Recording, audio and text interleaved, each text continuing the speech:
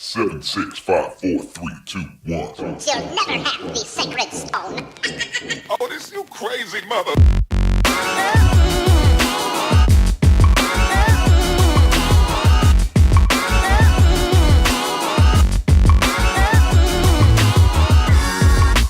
Alright guys, welcome back. Another episode of the Moto Aftermath Show, our final 2017 episode. It's been a minute. It's been a minute. Been a month. It's been a month since we've done one? I don't know. What was it, October 17th? I don't pay that close of attention. He doesn't care. Anyway, we're back though. Silly season. Kind of a wrap-up show here. Before we jump into that though, let's cover all the necessary paperwork here. Right? Right. Okay, first off, anybody wants a t-shirt, we designed a t-shirt. Link down below. It's on Teespring. I think it's like $23 plus shipping. So it's got the logo on it. It's nothing super fancy. But if you buy that, supports the show. We get a small cut of that. Also, I started a Patreon for us. I'll link that down below. You can go on there. You can give $1. You can give $5. You can give 10 every month. You can give 10 cents. Whatever you can afford would be great. We're working on figuring out our schedule for next season, which races we can and can't attend, all that kind of good crap. So Because we're still broke. we are still broke. Hasn't changed in a month. Nothing's changed. No one won the lottery. We're still broke. Still broke. If you don't want to do any of that, I know Christmas is coming up. There's Amazon links down below. Click one of the Amazon links. You don't have to buy what it takes you to. I think I've got it figured out where I can just link you to Amazon, period, but I'm not sure. Anyway, click the Amazon links. Go on Amazon. Buy what you want to buy, and we get a small cut of that. Doesn't cost you anything. Also, if you like the content, follow us on Facebook. We are constantly upgrading. It's much appreciated. And working on stuff. So I started a blog. I know. On Facebook. We well, missed like this. 10 entries in or something? No, we're like 8. Oh, well, close enough. Anyway, but yeah, I started a blog. I read about something random about the motocross industry every single week. What did I read about? I didn't read any of this. Two-stroke was a the last holiday. one I read. Well, there was a 2-stroke one. I wrote one about straight rhythm and Monster Energy. Off-season stuff. The last one I wrote was about, Monster Energy because of how big they are in the sport. Generously big. Yeah, and if they would leave and that kind of stuff. So anyway, so follow us on Facebook. Also with the video, like, comment, share, subscribe. Tell your friends. Tell your mom. Tell your friends. dad. Tell your mom. girlfriend. Tell your aunt. Tell your grandma. No, we're not going. Okay. Other than Czechoslovakia. Whatever. Anyway, we just want to get the word out there. We want people to watch us because otherwise we're just watching ourselves and, That's hell, weird. we do this every day. Yeah. So, anyway, I think that about wraps up all the stuff. We still got the backdrop. I washed it. I thought it would help. It didn't that much. A little bit, not much. And we got a desk now. It's great. We are moving up in the world, buddy. It's actually a good thing Matt didn't come because he'd probably just have No. We would have finagled. Oh, okay. We could finagle 3 people in here. I checked last night. I did 27 takes with 3 stools here to get this dialed in so it was at the right spot. I kid you not. I went through 27 takes of I would sit in one spot and another to get this all just lined up here talking about nothing. Yep. And then... Yep. So anyway, so without any further ado there, let's jump into silly season. Do you have anybody specific you want to start with, or you want me just to run down the list I got here one at a time? Let's go from the smallest to the... And this is not talking trash about anybody, but just like, might as well go from up because I think that these are of lesser importance compared to everybody else. So you want to start with that then? I start with the JGR. Okay. And then go that way. All right, so first up on silly season, let's start with JGR because they had quite a few moves, actually. Yeah. So first up, you want to start with 450 or 250? Well, let's fill in anybody that doesn't know. For anybody that doesn't know, obviously, RCH is no more. Suzuki kiboshed that and then solely moved to JGR as being the factory effort. They basically told JGR, hey, you guys can have 2 450 guys. I don't know if they actually told them that, but that's probably what exactly happened. 2 450 guys. You can have 4 250 guys, 2 west, 2 east, and then 2 of your picking for outdoors, but that is not going to be specifically... JGR, that is going to be more the Yosh effort. So JGR is still going to in-house all the riders and the bikes and the mechanics, but JGR is only doing the motor work and suspension for the 450. Yosh is strictly 250. So that's why there was so many changes. But yeah, I guess we can go into Peters and Jimmy D. Yep, those are their new signings for their 250 squad. Now, what do you think about Jimmy D moving over there, man? Honestly, I don't know if you heard, but I think that's actually, it's even a wonder that he's still racing, considering he rode all of last year with Lyme disease. Yeah, well, that's true too, but I was just... Oh, going to Suzuki? From I mean, I guess it's no different than Hill moving from, which actually we don't have on this side of the board. It's over yeah, on but I this think side. that's a little bit more. You know, it's. I guess it's no different than Hill going from PC to there. I don't know. I think the bike is still yet to be proven because we all know that bike has pretty much been the same chassis engine design for a long time. We know it's a little bit on the backside of on the motor side. I think it'll be good for Jimmy D. I think that because he is only a Supercross guy, now it sounds like he might be the other guy for outdoors with Justin Hill. I think it'll be good for him, a change of scenery, because I think with Geico, I think there's so much pressure on him to do well, and I think that Jimmy D is one of the last remaining guys of that era where it's not so much about the training, it's just about the riding, whereas everybody else, like, hey, got to do this, got to do this, got to do this. And we all know that Jimmy D likes to have fun. Like, he's a wild, crazy dude, and he's got the talent. He proved that quite a bit last year. I mean, look how good he did at the East-West Shootout. Mm-hmm. You know, and what was it, the second round after A1 where he was leading for like 10 laps. Yep. You know, I think that Jimmy D can still be a top 5 guy. I just don't know how good that bike's going to be. I'm highly doubtful on that bike. I think the motor's going to be good because you know Yosh can build a motor, obviously a la Geico. Uh-huh. But I don't know if everything else in the parts available to them is going to be up to par. So I agree with that sense. I think on a good day he can be a top 5 guy, but it also seems like he's probably going to end up on West Coast. Yep. And from what it sounds like, West Coast is probably going to be pretty fucking stacked. And I just don't know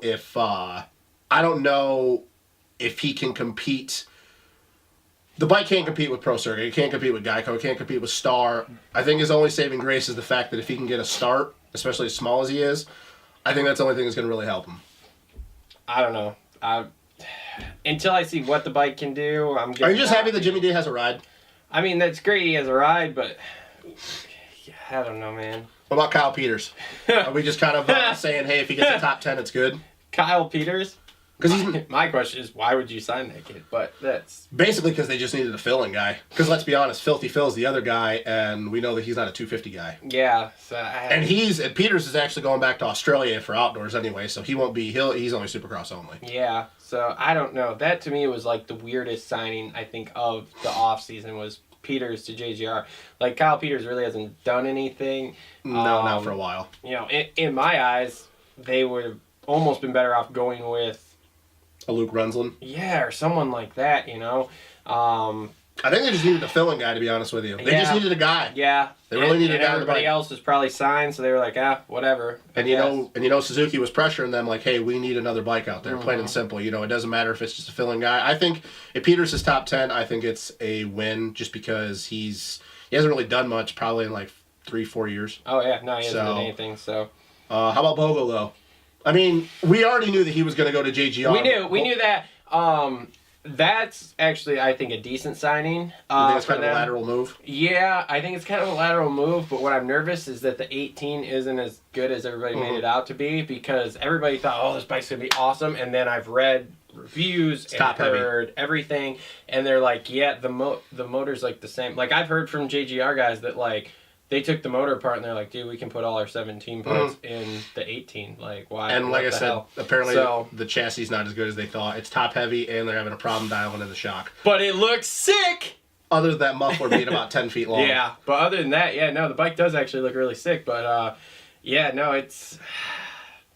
I don't know. I'm worried the bike's not going to be as good and his finishes are going to reflect that. Here's what sucks. He literally just got his first overall at Budds Creek. He got his first win before that at Thunder Valley, got his first overall. Coming in with a lot of hype. Obviously, we all know what happened in Monster Cup.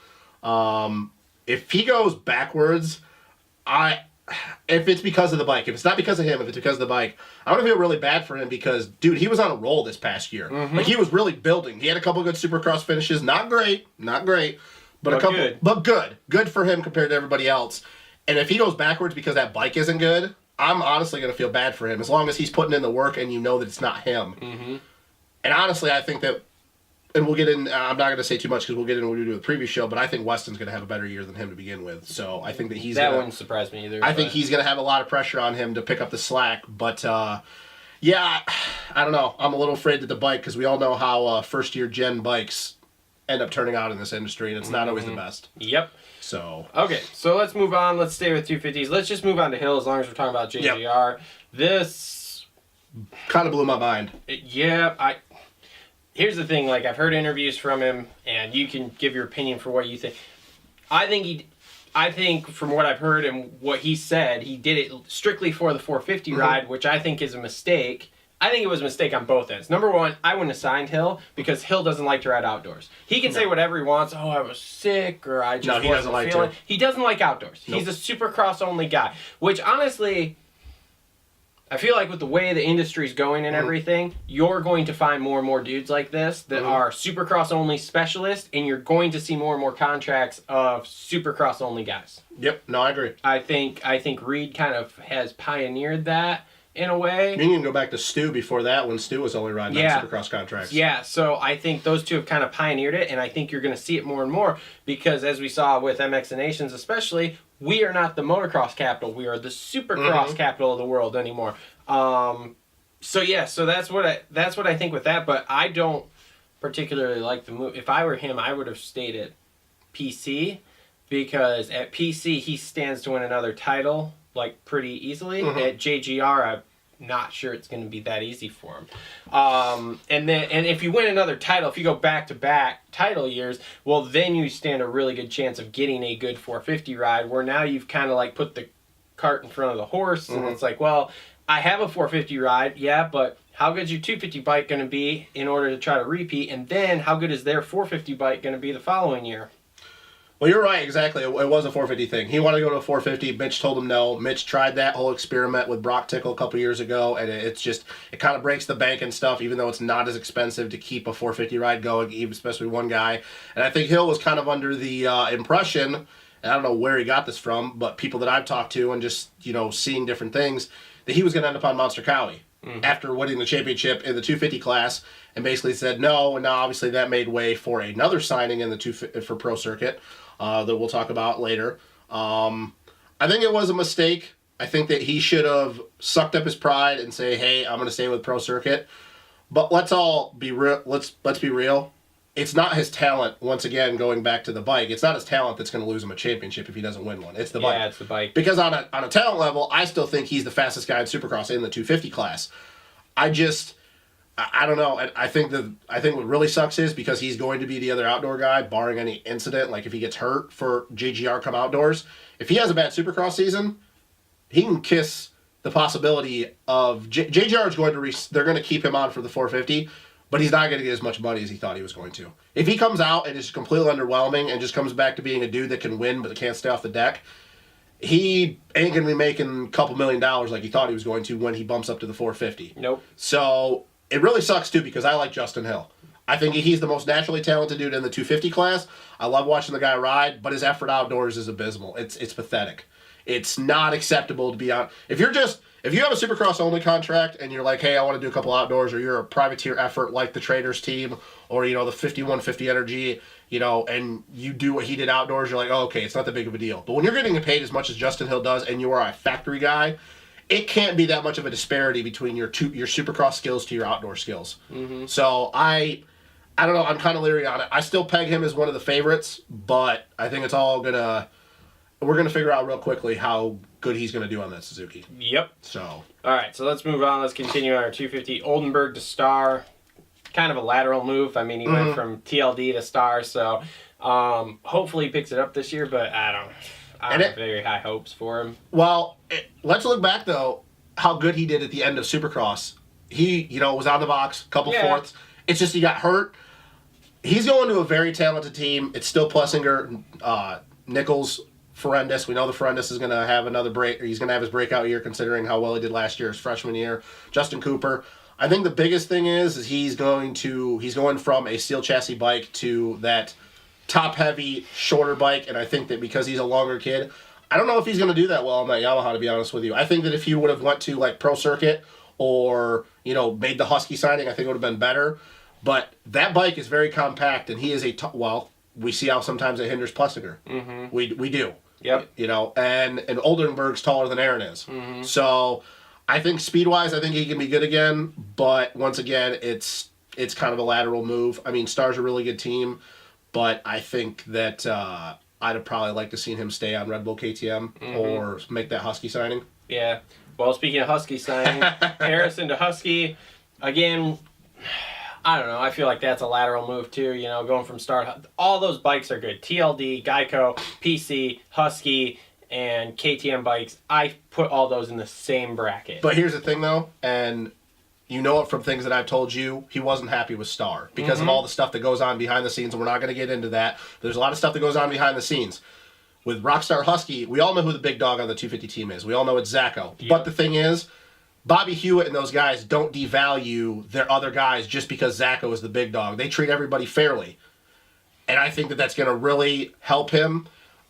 Mitchell's going to have new motivation. It's a 1-year contract. He's got to come out and prove something because they have a couple rookies, one in Jordan Bailey, who's going to be making his debut outdoors. Mosman has something to prove. I think that Mitchell, we all saw how well he was, and everybody who watches this show knows how hyped I am on Mitchell. We all saw how good he did in Supercross last year, a couple top 5, 7th in the points. We all saw how good he did outdoors. I think that this is his next step, and he's going to be on the West Coast. Zacho sounds like he's going to be the only 250 guy in the East. I think that Mitchell asserts himself into a consistent top 5 guy and is on the box because Star, contrary to popular belief, is not a factory team. It's an extension of the Yamaha team. The Rockstar Husky team is the full-fledged factory team. Now, they're all good bikes, but that is the full-fledged, no expense paid, you get everything at your disposal. That's the full factory team. And we know how good that bike is. Obviously, look how well Zacho did. So we know that bike can get starts. Mitchell is a good starter. I expect big things out of him, and I think that will turn out to be possibly the biggest signing that nobody's seen coming for the 250 class. Because I think that his speed was top 5 last year, but I think there were times where mentally he wasn't just there because there's just so much that goes on at that team that nobody sees. So I think that, everybody knows how well I think he's going to do, and I think that he's going to back it up, so I think it's good. I think it was good. Yep. Okay, last 250 thing, Davalos going back to PC. I don't want to talk about it. It's just dumb. He should have had a 450 ride. Let's be honest. He should have, yeah. Everybody just goes to show how few rides there are now. But honestly, how many riders there are compared to the amount of rides. Now, and I know that we'll get into this, especially with that one, the very top one. We've talked about it before. But let's be honest, though, we both aren't the biggest Martin Davalos fans. But he should have had a fucking ride. Let's be real. He should have had a ride. That one is you can talk about that, you can talk about that, but Martin Davalos should have had a 450 ride. I don't care what anybody says. Because he outperformed any expectation in Nationals that anybody thought. I mean, look what we talked before when we found out that he was going to have to go to the 450. We both thought that he'd have been lucky to be a top 20 guy. And what does he do? He comes out top 10 almost every moto, top 5, podium. So I think that going back to, once again, it puts him in the spot to be a title contender. But I don't think it's going to be as easy as everybody thinks it's going to be. I mean, he looks good on the bike. He already knows the bike. The bike has changed a little bit. But, I don't know. I really don't know. Nah, whatever. I don't care about that. Okay, so let's move into this Yamaha deal here. So we have Millsap sign with factory Yamaha. Okay, cool, great. I mean, I don't know. Okay, I guess. He got hurt. Barsha now back to factory Yamaha for the first 6 races. I don't want you talk. Okay, we've talked about this. We've talked about it a lot, but on an honest on a real note, Yamaha's gonna have a predicament if Barsha comes out and he does good, because you can't. Okay, we don't know what the bike's brand new. It's literally all brand new. The chassis is new, the motor's new, the wiring, all the electronics are new. It's a brand new bike. It's a brand new base. Don't know how it's going to perform. It's still a Yamaha. It's still a wide bike. It still fits a certain style. They're not going to have a predicament. But if Barsha comes out and does good, there's no way you can take him off that bike just for Davey coming back. Especially, and I'm not saying this, but what happens if Barsha's ahead of Coop in the points? Let's just say Coop's, just hypothetically, just for the sake of this argument, let's just say Coop struggles in points and does what he did at the beginning of last year, and Barsha's ahead of him in points. And he's the number 1 Yamaha guy, and you don't know how Davey's going to do coming back. And I think it was a good signing going to Davey because I think he deserved it, especially after getting 5th last year, a bunch of top 5s. But can you honestly say that it's a right move to take him off that bike if he's the number 1 Yamaha guy? not knowing what Davey's going to do, because everything I heard, Davey's done after this year. Davey's going to retire. He's over it. He's sick of being hurt. Well, that's That's my question, though. Like, what do you do? I'm not saying it's all hypothetical, because I feel that Coop's going to be the main guy. Here's the bigger question. Does Davey even come back? Oh, Davey's coming back. He's coming back. There's no way after getting his best season since 2013. Does he pull a Stu? He just fades into the distance. No, because he doesn't have as much money as Stu does. Well, you know. He's got money, but Davey did good last year. Top 5 in the points. Bunch of top 5s. I mean, he did good. He did well. So there's no way I think that was it Davey or was it the bike? Because he was on that KTM, and everybody likes that KTM. Nah, I don't think so. I don't think it was the bike, because we saw in moments where that bike wasn't that good. The BTO side of things. Yeah, I guess. So, what do you do? I don't know. That would be a thing. I wouldn't worry about it till we cross that bridge when we got But we both know it can happen after how Coop's season went at the beginning of last year. It could happen. I don't see it happening. I don't see it either. I think the Coop is going to beat the Coop that we all know. Percentage chance it happens. That Barsh is the points lead, or the best Yamaha guy when Davey comes back? Yes. I would say right now it's probably only a 30% chance. Well, that's way higher than me. I was going to give it 15. Well, but what I'm saying is that what do you do? Do you take him off? On an honest moment, I know you don't like Barsh and everybody knows that. What do you do? Find some more money and keep him on. And you run three bikes. So do you make 3 bikes? Mm-hmm. Okay, and what happens if, once again, Barsha keeps this going into outdoors? If he's rejuvenated and he keeps doing what he's doing, and I said to you, my opinion would be 5th to 7th. A 5th to 7th place guy. And if he keeps this going and he keeps doing good... Well, I mean, what's the chances all 3 of them stay healthy? I think that Davey is the less likely one to stay healthy. Because he's already hurt, but coming back, not knowing what his future's going to look like. I would say they all are about the same. I mean, Coop's been hurt the last 2 years. Barsha's been hurt like the last 3 years. Davey's been hurt the last 12 years. So, I mean... I don't see any of them making it through the whole season. So if I'm Yamaha and it's time for Davey to come back and Barsha is doing better than Coop in the points by some miracle, I find a little bit of money and keep Barsha around. Hell, if Barsha's doing well, he's going to ride that bike for free. Oh, yeah. For expenses. Yeah, I don't think he's making shit, to be honest with you. So...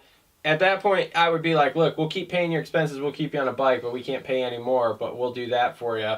And honestly, I don't think that's that big of a ask for Yamaha to be able to come up with that. And I think that if he ends up doing better when Davey comes back and he is still better than Davey going into outdoors, I think that they say screw it and just put Barsha on that bike with Coop outdoors. I don't think Davey rides outdoors. I heard Davey wanted to ride outdoors really effing bad this year. Well, he also said that his first year at BTO, too. When he came back and he did the Glen Helen GP, and, he was like, hey, I want to ride outdoors, and then it just never surfaced. Yeah, but I don't know. I don't think Davey wants to do outdoors. I think that they make it sound like it, and then they come up, because they said that he, wanted to do outdoors this year, and then he supposedly got hurt. And then I see, pictures of him and his wife and his kid, on a fucking boat in the Caribbean, and he's, doing backflips off the boat. I mean, whatever. So, I don't know. I think it's a big deal, though, because I think that it's going to be the first time. It's just going to be for more storylines. What are they going to do? Mm-hmm. Because if it happens, and once again, this is all hypothetical, maybe Barsha just goes back to being Barsha, or he's rejuvenated, whatever. We all saw what it did for Dean Wilson, knowing what could happen if you don't have a factory ride. If that does happen, I'm serious. They are in a predicament, and all eyes are going to be on Yamaha. If they fuck it up, it's just going to be the clown show that keeps being Keith McCarty and Factory Yamaha. I heard Yamaha's not coming back after next year anyway. Oh, it doesn't surprise me. And I've also heard that Coop's going to go to Red Bull. Yep. So, speaking of Red Bull, transition. Brock Tickle, Red Bull KTM. This has been a long debate, and I'm not even talking about the bar. This has been a long, heated debate between me and Travis, and probably everybody else. It's my favorite signing of the offseason. What do you do with Brock Tickle? Like, what is Brock Tickle going to be this year? He's going to be the next Zach Osborne. No Training with Alden on a sick bike, had a mediocre career up to this point. And he won a championship, so hold on. I'm not going to say he's going to win a title, but No, I he's think never he's gonna going win a to be a podium threat every weekend. So wait a minute. He's going to be a more consistent podium threat than Anderson. No. Anderson's just as fast as Muscano when he's feeling it. No. I'm not saying raw speed. I'm saying consistently more, not hit the deck or be on the podium, because that's Anderson's style. I'm saying consistently, he's battling inside that top 5, up to that top 3. Stamp it. I think he's an 8th to 10th guy. Hashtag hater. I don't hate Brock Tickle. I like Brock Tickle. Doesn't sound like you're pumped on him. Well, He's training with Alden. Okay, that's not the end all be all. Like, I hate when people say that because, okay, you know, Anderson hasn't lived up to his potential since he's been training with Eldon. Yes, that is also true. Okay, so Anderson's a different guy than Tickle, though. he is a different guy than Tickle. Tickle likes structure. Anderson likes to have fun. But he's not the end all be all. Like, Eldon is not the end all be all. Well, you just said it. Tickle likes structure. He's going to structure. Okay, so and now he's to the point. Okay, he had a solid program before, but it was all pretty much on his own. Like, he had a trainer and stuff, but it was kind of his own deal. And so now he doesn't have to think about it. All he's got to think about is riding and line choice and the track. is this just Supercross? You think this is going to happen, or this is going to be outdoors too? No, I think outdoors is going to be too. So let's talk about it for a second then, because this is a big deal. No, I'm honestly asking you because we haven't gone this far, because this is the first I've heard you said that. Okay. When we last had this conversation, we thought that we agreed that he was going to be 8th place, a little bit better, and then now you come to me with this. Yeah. So I'm wondering. So you honestly believe that even with Eldon, and I don't care who he's trading with because that doesn't always correlate to good things. You have to embrace those people. You think he can honestly be up there with Tomac, Roxon, Muscan, Anderson on a good day, Coop when he's feeling it, Baggett when he's feeling it, Dean Wilson, Cole Seeley, Weston Pike, all those guys week in and week out. Maybe take out Weston and Dino because we know how they're on a good day, but they're not always there. So add in Cole Seeley, at least Supercross. Okay, well here's the three guys I have the biggest concern with beating him. On a consistent week in and week out basis. Tomac, Kenny, Marv. Okay. Those are the three, okay? I think Tickle falls handily into the next group, okay? Dino, Coop, Ando, who else am I missing? Baggett, Pike, all those guys. He falls right in that group pretty handily. Now, you factor in that he's training with Alden, he's training with Marv, he's training with... So now, not only does he not have to worry about anything other than, hey, this is when I need to be at the track, this is what we're riding today, and this is, you know, I need to worry about the track. He also has faster dudes he's training with than he was before. That's true. So, that will elevate your level. Of course it will. So... But it's not going to... I see it. I see it happening. But I don't think it elevates his level 2-3 seconds a lap. Supercross is more because I think the book is out on what Tickle is better at because he's consistently I mean, not only that, he's on literally the bike. But you think he can hang with Baggett outdoors? You think Baggett outdoors? See, that's the thing. That's what I'm talking about. Because now you're talking about Baggett. He did good in Supercross, but we know he's an outdoor guy. And Anderson outdoors proved many times this year till he got hurt that even with bad starts, he can come through the pack like a motherfucker. Yeah. So Supercross, I would say that I would see it more apt to happen. But outdoors, come on, man. Like, there's no way that even all that stuff, and Red Bull KTM, as much as I hate to say it, is the bike, and Eldon is the trainer. And yes, you are training with Anderson, Marv, all those guys, Zacho. But, man, come on. Like, that's really hard to put him with the level of Baggett and Ando and even Coop when he's feeling it outdoors. Supercross, I can see it. I'm not going to say I completely disagree with you. But I would be more on the level of seeing him being a 5 to 6 guy than podium because, man, Marv, Eli, and Kenny are fucking good. Yeah. And I know that that's no revelation, and I'm just saying that out loud, but they are good. And you are going to have to click on all levels to beat those guys this year. Even with Kenny coming back. Okay, so maybe we'll correct the statement. He's a podium threat indoors. Okay. He's a top 5 guy outdoors. Okay. See, that more I can agree with. I still don't think... I think that 5th to 6th is better for him, but I could see it more happening in Supercross because outdoors, man, like, I can't see Tickle ever beating Baggett when he's feeling it. I can't see Tickle beating Anderson. Yeah. Yeah, well, I can see him beating Ando. Only when Ando has bad luck, though, because when Ando's feeling it, like, Ando's, like, was second this past year. Ando lacks consistency. He does. So I will not disagree with that. That's where I have my doubts with him. Okay, so what about when everybody is on it, where is Tickle? And I know that this is it's hard to get everybody on it. When everybody's on it, all on the same night, he's a 5th to 8th place dude. More on the back end of that, like a Weston Pike and a Dean Wilson? Well, if he's also feeling, I mean, you know, we've talked about this over and over again. After you get past those top 3, 4 dudes, then the next 4 or 5 dudes, you throw them in a hat and you pick them out, and that's where they finish. You know, so that's where I'm at on that. Okay, so podium threat, top 5. Yep. Okay, I say 5th to 6th at best, 8th to 10th on a normal basis. All right, and we're back. Camera died, but it's cool. We're good. Anyway. I'm more focused on Monster Energy Cup format here. I think it's awesome. Okay. I think they should have done all 16 rounds like this, but I don't know. I don't have a bad word to say about it. I think it's great. I think if it works out, I think that it will be a situation where they do 8 Monster Energy Cup format races, 8 West, 8 East, and then just leave Vegas. I think if it works out. And I think it's going to be great because I think in those, at least the first main, we're going to see a lot more parity in 450 Supercross. Oh, hell. Because and the 250, the first Oh my main of God, 250 yeah. 6 minutes long. Think about this. Think about 6 minutes. Vince Freeze, Justin Brayton, A. Brock Tickle, Josh Grant, guys that are good starters. Hell, in the 250s, let's talk about Jimmy D. Yep. Okay. Can he pull one out? Can Horrendous. Davalos get more wins, because of that? So I think it's going to be great. And I also think it's good for somebody like a Tomac, somebody like an Anderson, a Webb that aren't good starters and it takes a little bit to get into a groove. It's going to give them more chances to get an overall. Yep. Or get the overall if they have one bad race. And I think you're also going to see a situation where maybe a Brock Tickle, maybe a Josh Grant, maybe a Dean Wilson, maybe a Weston Pike, knowing that speed-wise they're good, but they can't do it for 20 laps or whatever, 20 minutes. Yep. They're going to give it their all and to try to get a main. Now, maybe that hinders them in the second or third main, but you're going to see a lot of different guys winning. And I also, and this is no knock on anybody that makes a 250 or 450 night show, but I think it's great because you get the 18 out of time qualifying in the Ford LCQ. It's going to get rid of the dudes that are way off the pace. And once again, this is no knock because let's be real, at least in the 250 class, the LCQs are some of the best racing. But we saw a lot of situations last year where the 35th, the 40th place guys that made it in the night show only made it in because 44 dudes showed up. Yep. And it's never, we know the disparity in speed of the top 15 compared to a 16 through 22, and that's never more evident late in those mains when those dudes start stacking up the bunch.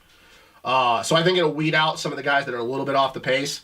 And I fully expect that if it works, I don't know why it wouldn't, other than if Kenny or Eli or Marv just get all 3 starts and win everything. Yep. If that's the only way this doesn't work. Yep. That the only way that'll backfire is if one dude's... But if it does... Okay, yeah. Then it's just, those guys worked on their starts and they're fantastic. Say how crazy would this be, though, because I fully expect, and we'll get in this when we do our preview show, but I expect a lot more winners this year, not just because of that, but I think just guys are going to be feeling it this next year. Well, those 8-minute mains, those are the mains I expect to see someone like a Brock Tickle, Josh Grant. Josh Grant, maybe a Cooper Webb, or even a Vince Freeze get the win. I mean, you think Vince was hard to pass on a normal night? God. Now put him out front for the first 5 out of an 8-minute main. Everybody off. Cole Seeley, that helps Cole Seeley. Cole Seeley's a good starter. Yep. How crazy would it be, though, and it's going to be, and we're going to find out real quick because it's A2, so it's the 3rd round. Yep. So it's going to be great. We're going to find out real quick how... is it A2? Yeah, A2 is the first one. A2. Fuck yeah. It's I A2. get to see the first one live. Hell yeah. A2, Atlanta, and Minneapolis. Yes. Say we get an instance where, say, Coop wins one, Tomac wins one, and Roxon wins one. Or we get an instance where an Anderson wins one, a Marv wins one, a Seeley wins one. So you never have the same guy win all 3. Yep. I think, like I said, the only way it backfires, and yes, it'll prove, hey, their points, their starts were on, is if one guy wins all 3 main every time, and then I think they'll be like, maybe we have to change up the minutes a little bit. I think that's the only way it backfires. But honestly, I don't see that happening. I don't see one guy winning all 3 every round. No. It's not going to happen. No. Okay, speaking of starts real quick, let's touch on this. How do you feel about the greats on the starts? It levels everything out. It levels everything out. Traction is, everything's going to be consistent because we know, when you're on the outside, depending on whether it's a right or left-hander and stuff, nobody goes out there so the dirt doesn't break down as much, so the traction isn't there. It completely levels everything out. You could get a situation where a guy on all the way outside, if his timing is right on, he could rip a start. So I think it levels everything out. Guys have been practicing everything I've seen and heard. Everybody's getting a mesh gate at the tracks. Yep. They've got a mesh gate going. I think it's gonna be great. I think we have a lot of good changes. The one thing I was a little confused though is the points. But also I did heard, and I don't know if you heard this too, but I think it's funny, they call it the Eli Tomac rule. Because 26, 23, not as much of a difference between 1st and 5th. They don't want another situation, and I think that this is the only thing that made Feld look bad, and I don't know why it would, because it's been this way forever.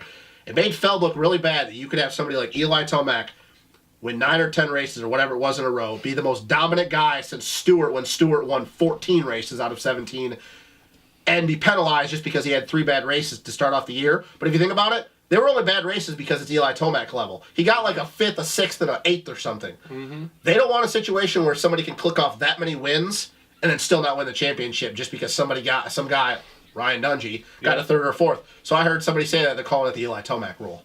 I haven't heard that yet, but that would make sense. So, okay, cool. So anything else before we wrap this show up here? Really excited to get the new year started. I am so ready for Supercross. Me dude. too. I'm ready. so bored right now on Saturdays. I'm just sitting here like, oh, I don't know what to do with my life. Let's take a minute though, because this is our last 17. We're gonna have the preview show, and maybe we do it next weekend, like you suggested, or whoever. But this is our last 17 show. Yep. And I know it hasn't been a full year. Won't be a full year until December. But I wanna, and I know Travis feels the same way. I wanna thank everybody for watching the show. Yep. Putting, we were just two dudes that, hey, let's fucking talk about moto. Yep. And let's do what we do every single day anyway, but in front of a camera. The first fucking show was at Travis's work in one of the rooms. Yeah. Just fucking, we didn't even have a name. Had that fucking weird ass intro, whatever that was from your old from your channel before. Yes. I don't know, it was like Teabag or production or some shit like that. Some but old stuff. Just want to thank everybody for watching the show. It's been crazy. I know that we're not on the level that we'd like to be, but all things start small, and just keep building and building, and maybe one day we'll be like a Pulp MX or DMXS, or maybe we'll just keep doing this for fun. But just we like doing this. We love doing it. We love bullshitting about moto because Travis is right. We do it on group chats. We do it with other people. But you guys give us a voice to allow us to talk on a bigger scale. And we know it's a global scale because we know people from different countries. And I've talked to some people from different countries, do it on a global scale, and we can get our opinions out there, whether they're right, wrong, fucked up, we argue, whatever, who cares. It's all in fun, and we appreciate everything. We do. We really do. It's awesome. So, thanks. Don't forget to follow us on Facebook if you guys want t-shirts to support, because I know I've had guys hit me up for t-shirts. Links down below. They're on teespring.com. And like I said, it's just a basic one to get us started. It's a logo. See somebody on the A2 shirt. walking around with it. That'd be awesome. That would be awesome. So yeah, and we've also got the Patreon if you want to help out. The Amazon links down below if you want to help out. Any of that stuff, or just follow us on here, subscribe, share. Like we said, follow us on Facebook. I do the blog. Maybe I'll get this guy to write a blog once in a while. Who knows? Supercross. He'll start writing blogs. So I've only got a few weeks left. Thank God. Anyway, but that's been it for the silly season. We will see everybody a couple weeks-ish for the 2018 preview show. It's going to be a long one. Yep. Probably going back to 45 minutes to an hour. So, anyway, thanks for tuning in. We will see everybody for 2018. Although it has been a month. Wow. That's very unexciting. It's been very unexciting. Camera on. Camera, mic's on, and everything. on, Yeah, sure. that would be about the nice thing. Where'd you forget? Oh, the microphone. All right. Still don't have a snap board. Oh, that's cool. And I'm way broke now, so we ain't fucking buying shit. I can't even afford a marker when this is Why, did you buy a bunch of shit for everybody else? No, I haven't had any work. Oh, are you going to do that TRX thing? I don't know. That guy, they're probably not. I don't know. Fuck it. Whatever. Anyway, okay, so scene one, take one, 3, 2, 1, and